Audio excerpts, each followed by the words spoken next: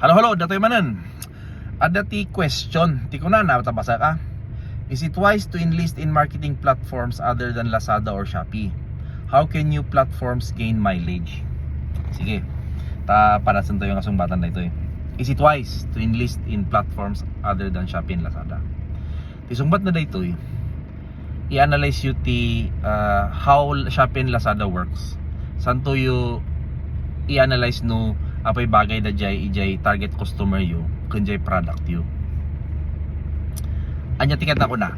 Ti Shopee and Lazada ada warehouses da. All over the Philippines adu ti warehouses da. No order kayo ijay. Apan jay rider ijay warehouse i-pick up na jay product sanan to i-deliver kanya you. Very efficient. Kas jay ti set up da. Ngem ti may sang effect na da jay. No jay produkto ket apan ma-pick up ijay warehouse nga hahan nga ijay kanya mga seller. Tiket na nga ko na, sika nga seller, i-ship mo jay produkto mo ijay warehouse. Tapos ijay na nga orayon nga ay pick up on iso na ti buyer. For example, ti produkto mo katripolyo, or let's say peanut brittle, or say suka, food da jay, perishable. No apan mo ipan ni jay warehouse da, han nga aircon da jay, tapos han kasigurado nga magatang insigida. No jay repolyo ket mamagyan jay warehouse ti 1 week, 2 weeks, hanggang pa nga nagatang madadael.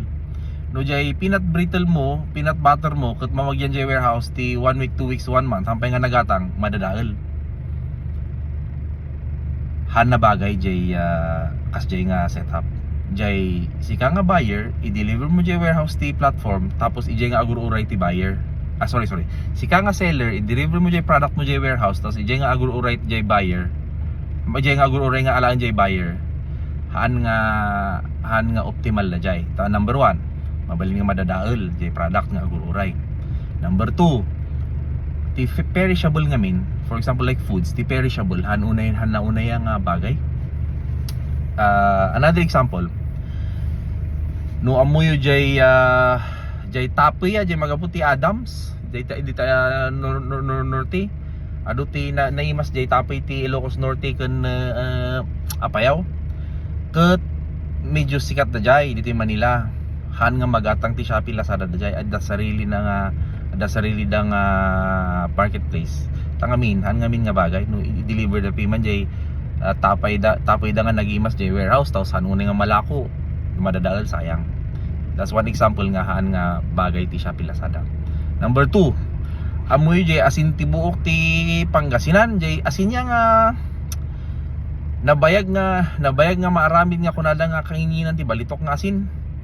Naimas da jay ng manu rare nga asin da jay hanumot lang nga makita ti Shopee Lazada ada sarili na nga ada sarili ibang marketplace da kas jay. So da jay ti aramidon i-analyze ti how Shopee and Lazada works and i-analyze what your product needs and a lot of these things han nga bagay ti Shopee and Lazada. Ti bagay ti Shopee and Lazada ket jay non perishable. No ti produkto yo ket pasiking, sangi kas jay, inable kas jay. Jay mabalin niya nga nakatambak ti warehouse ti months on end nga han nga madadael ay dajay bagay. No gilaw ka ti sagado wiwi nga sambag. No agilaw ka ti pasiking nga nagapo jay sa dangga ay mabalin nga i-Shopee Lazada na jay bagay na da jay kas jay. So depends on the product category that you have, i-analyze mo lang. The second nga consideration, sino ni target market mo? No business to consumer ay mayat data. Ag social media ka, ag Shopee Lazada ka, mayat data ti business to consumer nga target market. Jay business to business hanunay. So again, example, no ti customer mo kat jay hotels, jay restaurants, jay caterers, santo jay companies nga agulpi ti adu. Kas may gano ag-deliver ka jay baludan ta tunilada ti order da nga natin.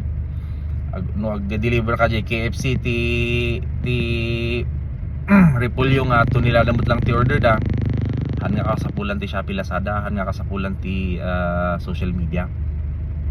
So just to clarify lang ti B2C dede kunada nga agila ko ka ti buyer mo kat individuals ken household.